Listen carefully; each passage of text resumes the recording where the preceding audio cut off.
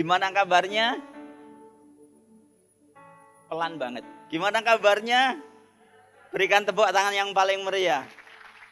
Nah, walaupun memakai masker, ya, dari sini kelihatan kok yang tersenyum ataupun yang cemberut atau yang sedang bersedih. Dan saya bersuka cita sekali, semuanya malam hari ini kelihatan bersuka cita. Yang bersuka cita berikan tepuk tangan. Nah, terima kasih buat Yosua yang menemani saya. Ya, senang sekali saya ditemani Yosua. Ya. Saudara terkasih, ketika ibadah onsite ini diizinkan, saya merasakan kegembiraan yang luar biasa. Ya. Saya merasakan seperti ketika saya membayangkan ketika saya dulu pendekatan dengan istri saya. Ya, mungkin sekarang ini ada yang lagi pendekatan, saudara. Nah, ketika pendekatan memang waktu itu sih belum ada WA, belum ada, mau video call juga belum ada. Jadi bisanya telepon, mendengarkan suaranya. Sekarang sudah mending, ada bisa video call, ya bisa Zoom. Nah, tetapi nggak cukup, saudara. Jadi ketika ada izin dari pemerintah bahwa boleh gereja mengadakan ibadah onsite, hati saya bersuka cita sekali. Seperti saya mendapatkan yang biasanya berkomunikasi dengan seorang kekasih hanya lewat WA, hanya lewat video call, kemudian diizinkan untuk bertemu. Siapa yang bersuka cita hari ini? Ya, luar biasa, tepuk tangan. Nah, saya berharap bahwa ketika ada teman-teman, saudara-saudara kita yang mendengarkan atau menyaksikan ibadah online onsite ini yang akan di-online-kan, bisa juga tergerak hatinya. Ya, saudara. Bagaimana sukacitanya kita bisa beribadah onsite. Nah, saudara, memang tidak mudah untuk kita bisa mengikuti ibadah onsite. Sekarang ini ada prosedur yang harus diikuti, ada SOP yang harus diikuti, yaitu harus daftar dulu. Ya, harus daftar dulu, terus harus melakukan 3M, memakai masker, ya. Kemudian datang ke gereja mencuci tangan. Dan duduknya pun sekali meskipun suami istri harus menjaga jarak. Tapi enggak apa-apa, yang namanya rindu dengan Tuhan pasti semuanya akan dilakukan, saudara. Itulah yang namanya movement, saudara. Ada pergerakan. Iya. Ada pergerakan, juga ada yang namanya perubahan. Sebab arti dari movement itu kan bergerak, berubah. Iya. Jadi perubahan tanpa perubahan bukan suatu perubahan. Pergerakan tanpa pergerakan bukan suatu pergerakan, saudara. Hanya ngimpi, saudara. Nah, di sini sukacita sekali. Di sini bukan pemimpi, tetapi di sini adalah orang-orang yang terlibat dalam pergerakan. Bahkan saya yakin keluar dari tempat ini, saudara semua KGC Kuta akan menjadi agen pergerakan dan agen perubahan. Yang setuju berikan tepuk tangan.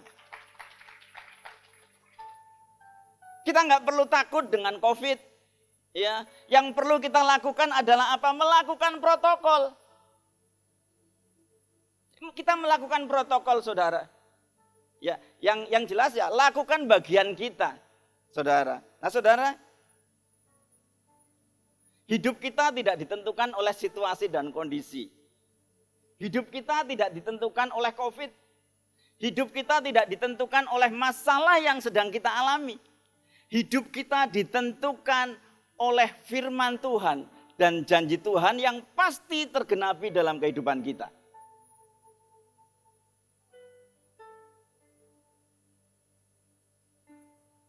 Yos, minta D, Yos. Saya pikir Yosua ini main keyboard, ternyata dia nyetel saja, saudara. Bagi Tuhan tak ada yang mustahil. Bagi Tuhan tak ada yang tak mungkin.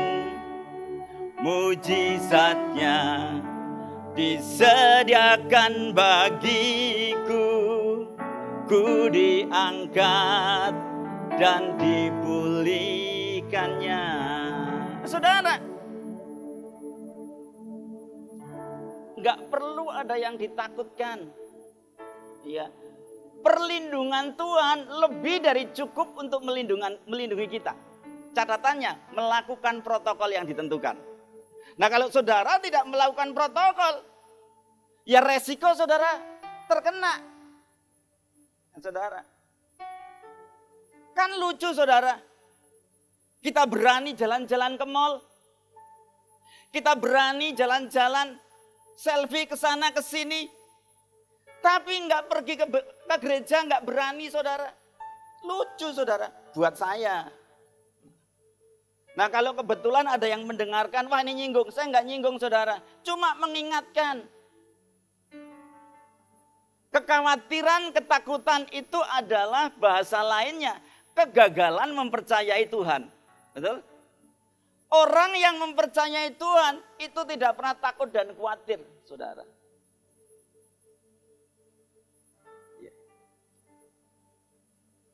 Pak, tapi saya takut. Nah, gagal mempercayai Tuhan. Nggak perlu takut, lakukan bagian kita. Maka Tuhan akan melakukan bagiannya, yaitu apa? Melindungi kita. Mungkin ada yang diizinkan kena COVID. Ya, minta kekuatan dari Tuhan. Saudara, kalau seandainya Tuhan izinkan kita menderita kena COVID, saudara, nah kemarin itu luar biasa sekali. Saya dapat broadcast dari seorang dokter minta donor darah, tetapi memang orang yang sudah pernah COVID. Luar biasa kan saudara? Berarti kalau misalnya Tuhan mengizinkan kita kena COVID, Tuhan sedang menyiapkan kita untuk menjadi berkat buat orang lain.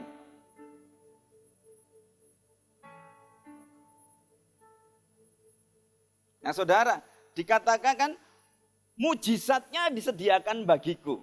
Nah, kata mujizat disediakan bagiku ini memiliki arti bahwa tidak ada yang mustahil bagi saudara dan saya. Mujizatnya disediakan bagiku. Nah, saudara, tidak ada yang mustahil bagi Tuhan sebab dialah pembuat mujizat. Dan tidak ada mustahil buat KGC, buat saudara dan saya sebab apa? Mujizatnya disediakan bagi kita. Mengapa Petrus bisa berjalan di atas air? Ya karena mujizatnya disediakan buat Petrus.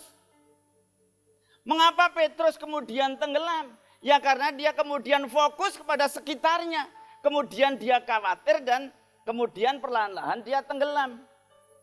Tapi dari sini kita belajar bahwa sekalipun kita akan tenggelam, ada Yesus yang menyelamatkan Petrus. Yang tahu dengan hal ini angkat tangannya. Oke, luar biasa. Artinya begini, bahwa Alkitab itu, kisah itu dicatat sebagai konfirmasi bahwa kita punya Tuhan yang setia. Yang ketika kita mulai tenggelam dalam masalah kita, kemudian kita berteriak, Tuhan Yesus tolonglah aku. Maka sebagaimana Tuhan menolong Petrus ketika dia akan tenggelam, Tuhan akan menolong saudara dan saya. Demikian pula dalam masa pandemi ini. Nah, saudara, kita perlu yang namanya movement, saudara. Perlu yang namanya bergerak dan berubah. Kalau kita tidak bergerak, kita tidak berubah, kita akan mati. Hanya orang yang mati yang tidak bergerak dan berubah. Mungkin kita masih hidup saudara, tetapi kita tidak punya harapan seperti orang mati. Mengapa ya? Karena kita nggak bergerak saudara. Nah saudara, di masa pandemi ini kita bisa membedakan mana orang yang pesimis dan mana orang yang optimis. Bagi orang yang optimis, pandemi ini justru malah memberikan kesempatan Wah, puji Tuhan dengan adanya pandemi, kerinduanku buka toko yang dulu tidak tersampaikan, sekarang bisa tersampaikan. Lu kok bisa, Pak? Iya, karena dulu untuk buka toko diperlukan modal yang besar untuk sewa toko. Yang mengerti angkat tangannya. Iya, diperlukan sewa yang cukup besar untuk modal sewa toko. Tetapi sekarang karena sedang pandemi, nggak perlu lagi sewa toko, saudara. Melalui handphone yang kita punya, kita sudah bisa jualan, betul? Masalahnya ada di kita. Apakah kita pesimis atau apakah kita optimis, saudara? Nah, orang yang pesimis bilang, aduh, susah sekarang nggak bisa jualan lagi. Nah, itu orang yang pesimis, saudara. Bagi orang optimis, selalu ada jalan keluar.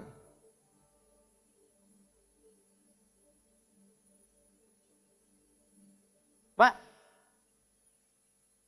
tapi kehidupan sekarang ini lebih berat loh, Pak. Oh betul, saya juga merasakan lebih berat. Lebih rumit dan lebih sulit. Betul, rumit. Sangat rumit sekali, saudara. Ya. Apalagi untuk ada yang sudah berkeluarga di sini, angkat tangannya. Apalagi yang punya anak kecil-kecil, rumit. Harus ngajarin anaknya ikut belajar di depan laptop, rumit, betul ya? Rumit. Tapi nggak apa-apa, itu membuat kita jadi cerdas, membuat kita jadi pinter. Yang setuju katakan amin. Iya, saya dulu nggak ngerti yang namanya Zoom, saudara. Gara-gara ada COVID, saya ngerti yang namanya Zoom, saudara. Saya dulu pikir Zoom itu makanan apa. Sekarang saya dari tahu, saudara. Oh, Zoom itu ternyata kita bisa tatap muka, saudara. Tapi buat saya Zoom itu kurang greget, saudara. Lebih greget seperti ini. Saya ketika ketemu saudara, seperti saya ketemu kekasih saya. Yang setuju berikan tepuk tangan. Saya senang sekali tadi. Luar biasa, punya kekasih satu ruangan, saudara. Ya, ada begitu banyak alasan bagi orang yang nggak mau move on, saudara. Keenaan ikut ibadah online, nggak mau move on. Dulu waktu dari onsite kemudian online, gimana online nggak enak. Sekarang setelah online, waduh, Pak, wah ada begitu banyak alasan. Di sini nggak ada, adanya di Kutub Utara. Apa itu, Pak? Beruang kutub. Di sini nggak ada, sebab apa? Kalau ada, saudara pasti nggak sampai sini, saudara. Ada begitu banyak alasan. Nah, saudara, tahukah saudara bahwa, saya mau sharing ini, bahwa COVID ini merubah hidup saya. Salah satunya merubah pencapaian saya. Nah, saudara, tidak pernah terpikirkan saya itu akan berolahraga dari rumah jalan kaki sampai Pantai Sanur, saudara. Saya berpikir, wah kuat nggak ya? Saya pikir pasti kuat. Dan kenyataannya kuat. Jadi pencapaian saya kalau saudara tanya, kalau KGC tanya Pak Anton pencapaiannya apa masa pandemi ini, saya kuat berjalan dari rumah saya sampai Pantai Sanur. Pencapaian saudara apa? Hanya saudara yang tahu. Nah kalau saudara belum ada pencapaian, yuk lakukan pencapaian. Karena itulah yang namanya movement, saudara. Ya.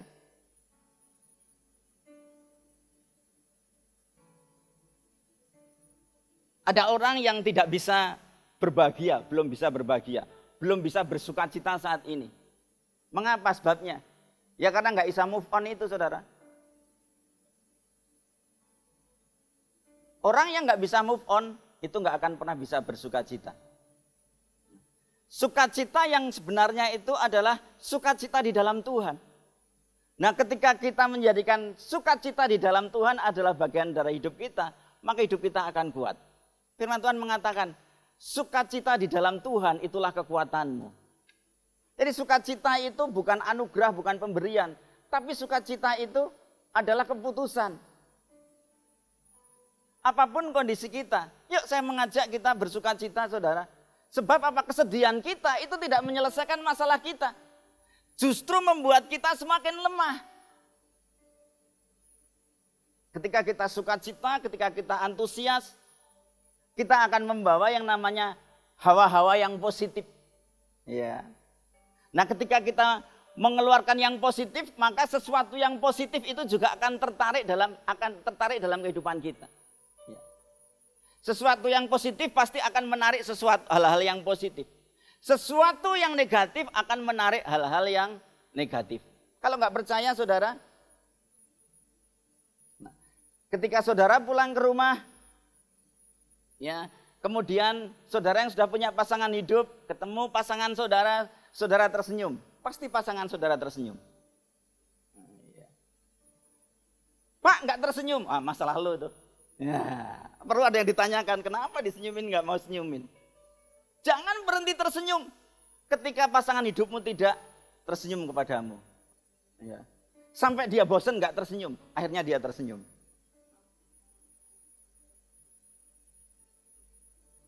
Orang yang tidak bisa move on, terutama ini yang pernah punya pacar, ya, itu nggak akan pernah sukacita. Saya mau sampaikan, tidak ada mantan yang terbaik. Oleh karena itu mantan harus dibuang ke laut. Cas. Keluarkan dari pikiran kita. Yang ketawa-ketawa pasti punya mantan. Mantan itu ganggu kita, ya. Mau makan ingat kamu, mau mandi ingat kamu, bahkan ke WC ingat kamu. Saking jengkelnya saudara. Pak, habis dia mantan yang terbaik. Nggak ada mantan terbaik. Kalau dia terbaik pasti nggak akan pernah jadi mantanmu. Betul? Iya, kalau dia terbaik kita akan memperjuangkan untuk bagaimana bisa memperolehnya. Iya kan? Jadi nggak ada mantan yang terbaik. Ya, buang ya. Yang terbaik buat yang sudah menikah, yang ada di sebelahmu. Yeah. Suami istri saya lihat dari sini semua pada tersenyum. Yeah. Yang terbaik itulah yang ada di sebelahmu. Nah saudara,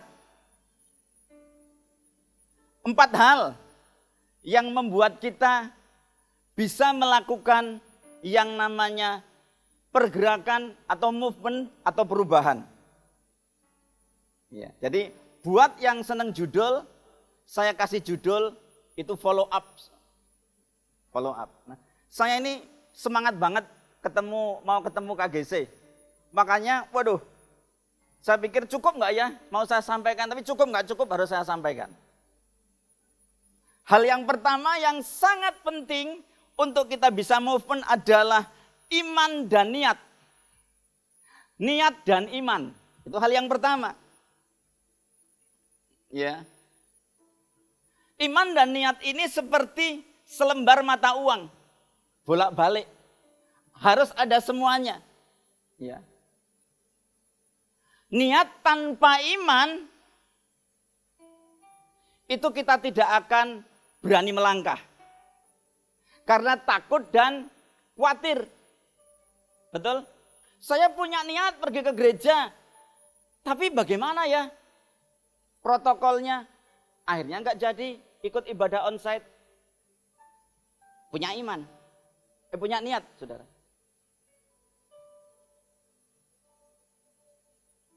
Punya iman, tidak punya niat. Sama aja.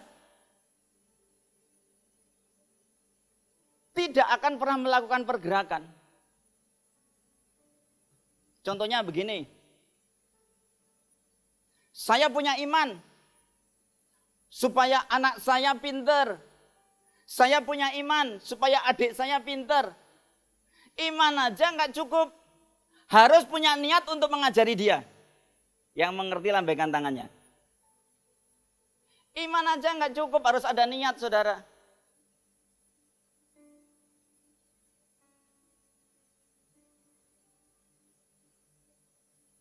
Tanpa niat, orang tidak akan pernah bergerak. Tanpa iman, orang tidak akan pernah berani bergerak.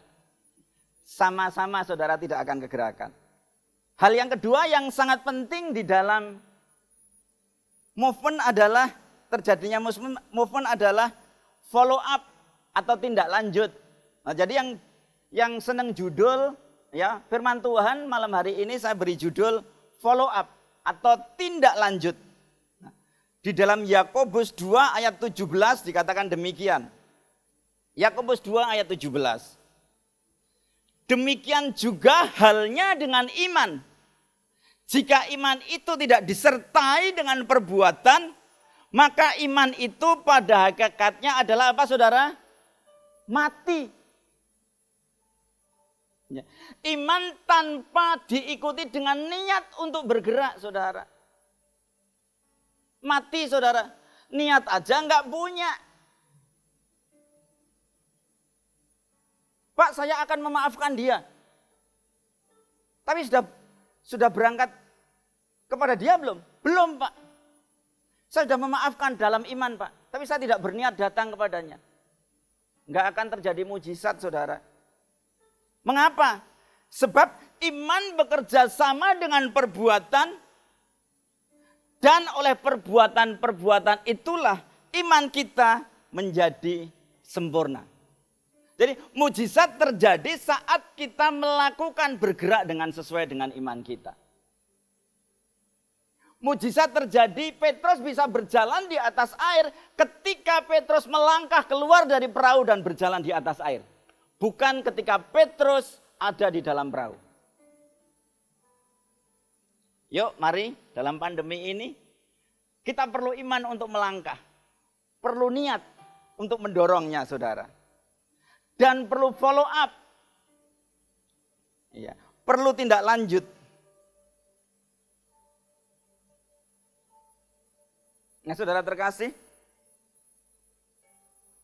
ketika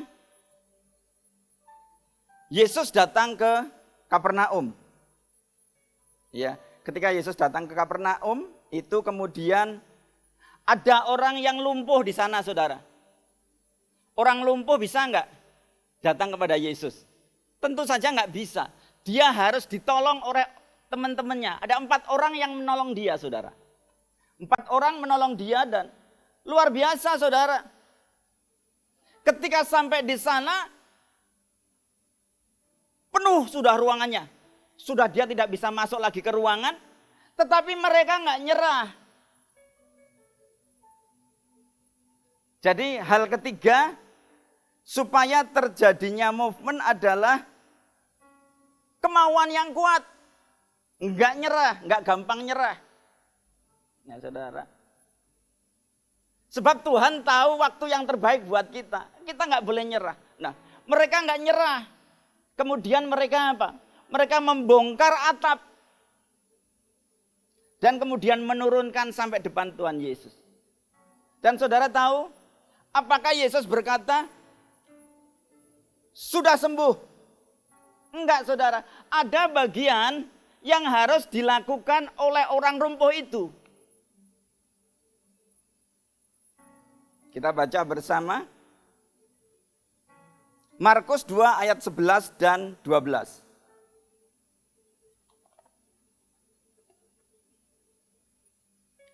Kepadamu kukatakan, bangunlah, angkatlah tempat tidurmu dan pulanglah ke rumahmu. Harus ada upaya, ada effort yang harus dilakukan oleh orang yang punya niat itu. Niat untuk sembuh, iman untuk sembuh. Kemudian yang dilakukan apa? Ya dia berdiri saudara, itu ayat 12. Dan orang itu pun bangun. Nah ini yang disebut follow up, tindak lanjut. Dia enggak ngeyel, Tuhan mana mungkin aku bisa bangun. Engkau kan tahu aku lumpuh. Dia enggak ngeyel saudara. Yang dia lakukan apa? Dia memfollow up apa yang dikatakan Yesus. Dia menindaklanjuti.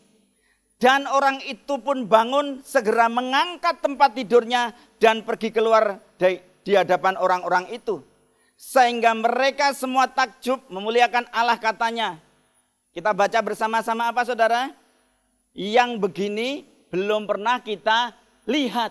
Nah saudara, saya rindu orang-orang di sekitar saudara terkasih, KGC Kute. Orang-orang tetangga, bahkan mungkin orang tua saudara, kakak saudara, tetangga saudara berkata, wah luar biasa di tengah pandemi dia tetap eksis. Yang begini belum pernah kita lihat. Tetapi ada yang harus kita lakukan. Bangun dan angkat tilammu. Move on. Jangan berpikir seperti dulu lagi. Saudara, rasanya sulit kita akan kembali seperti dulu. Semua akan dengan namanya new normal. Ya. Normal yang baru. Nah, dari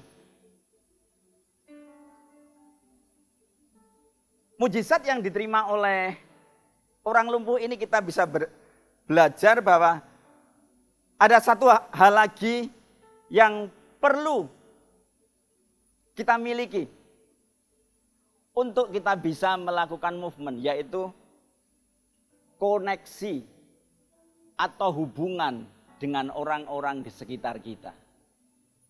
Tanpa memiliki hubungan dengan tetangganya mungkin, atau sahabatnya mungkin, orang lumpuh ini tidak akan pernah sampai ke hadapan Yesus. Sebab memang dia butuh pertolongan untuk dibawa ke sana.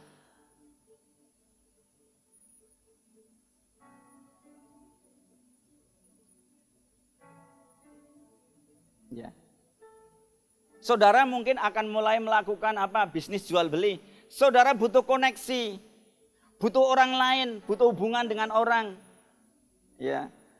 Dimulai dari siapa? Ya dimulai dari saudara. Kita nggak bisa menunggu. Movement itu dimulai dari kita. Movement itu tidak dimulai dari sebelah kita. Inisiatif kita. Kita harus punya inisiatif. Ya. Waktunya sudah habis. Nah, 3 hal penghalang movement. Ini penting sekali. Mari cek. Kenapa kita tidak pernah berubah? Kenapa kita tidak menerima mujizat? Ada 3 hal